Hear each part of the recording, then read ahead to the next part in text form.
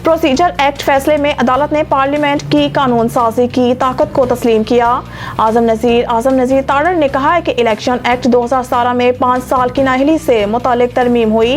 कानून कहता है कि जहां आइन कुछ ना हो तो कानून साजी से आगे बढ़ा जा सकता है। उन्होंने कहा कि पार्लियामेंट इलेक्शन एक्ट कानून साजी के बाद नवाज शरीफ और दीगर लोग जिन्हें ताहयात नाअहल किया वो अहल हैं।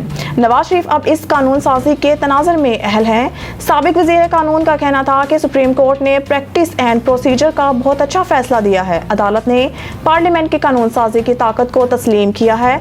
अदालती फैसले पार्लियामेंट को मजबूत किया है।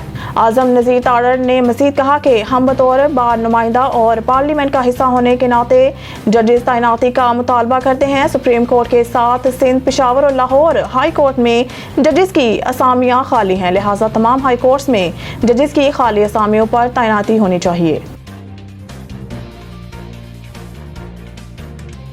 अगर मुझे उस्मान डार और सदाकत अब्बासी की तरह कोई काम करना होता तो कर चुका होता। असद उमर इस्लामाबाद में सहाफ़ियों से बातचीत के दौरान सहाफ़ी ने असद उमर से सवाल किया कि सुप्रीम कोर्ट का कल का फैसला कैसे देखते हैं। इस पर असद उमर ने अदालत का फैसला दुरुस्त करार दिया।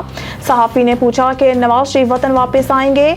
असद उमर ने कहा इस फैसले के बाद ये अच्छा सवाल है कि नवाज शरीफ वापस आएंगे या नहीं। सुप्रीम कोर्ट के फैसले के बाद शहबाज शरीफ क्यों खुश हैं, ये मेरा मासूमाना सवाल है आपसे। एक फैसले पर तहरीक इंसाफ भी खुश है और शहबाज शरीफ भी खुश हैं। सहाफ़ी ने सवाल किया कि साइफर केस में चेयरमैन PTI अंदर हैं और आपको रिलीफ मिल गया है। इस पर असद उमर ने कहा साइफर केस में इल्ज़ाम ये है कि जिन्हें मिला उन्होंने ठीक इस्तेमाल नहीं किया। हमारा मानना है कि कानूनी इस्तेमाल क्या है। साइफर 4 लोगों में आता है, वज़ीर आज़म, वज़ीर ख़ारजा, आर्मी चीफ और DGI SI प्लानिंग मिनिस्टर कहाँ से आ गया। FIR में मेरा सिर्फ नाम आया है। साइफर केस चेयरमैन PTI के खिलाफ ट्रायल रोकने और अखराज मुकदमा की दरख्वास्तें यकजा। चेयरमैन PTI की जानिब से साइफर ख़त्म करने और ट्रायल रोकने से मुतालिक दरख्वास्तों पर समाअत इस्लामाबाद हाई कोर्ट के चीफ जस्टिस आमिर फारूक ने की। वकील चेयरमैन PTI सरदार लतीफ़ खोसा ने दलाल दिए हुए हैं। कहा कि मामला हाई कोर्ट में चल रहा है और फैसला महफूज है। लाहौर हाई कोर्ट ने भी FIA के केस में हुक्म इम्तना जारी किया हुआ है। साइफर केस ट्रायल कोर्ट में कार्रवाई रोकने, फर्द जुर्म आयद करने के फैसले के खिलाफ दरख्वास्त है। वकील सरदार लतीफ़ खोसा का कहना था कि हमने बार बार कहा कि जल्दी ना की जाए, मामला हाई कोर्ट में चल रहा है, हमें ऑफिशियल सीक्रेट एक्ट से मुतालिक काफ़ी खदशात हैं।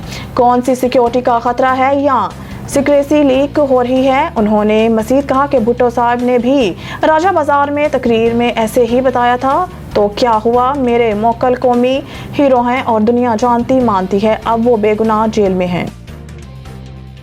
अदालत ने बुशरा बीबी की गिरफ्तारी से मुतालिक दरख्वास्त कबल अज़ वक्त करार दे दी। एहतसाब अदालत के जज मोहम्मद बशीर ने कहा कि नैब को बुशरा बीबी की गिरफ्तारी मतलूब नहीं है। इस्लामाबाद हाई कोर्ट के फैसले के मुताबिक नैब गिरफ्तारी से कबल मुल्ज़िम को आगाह करने का पाबंद नहीं। एहतसाब अदालत ने बुशरा बीबी की गिरफ्तारी से पहले आगाह करने की दरख्वास्त के साथ दरख्वास्त जमानत को भी निपटा दिया।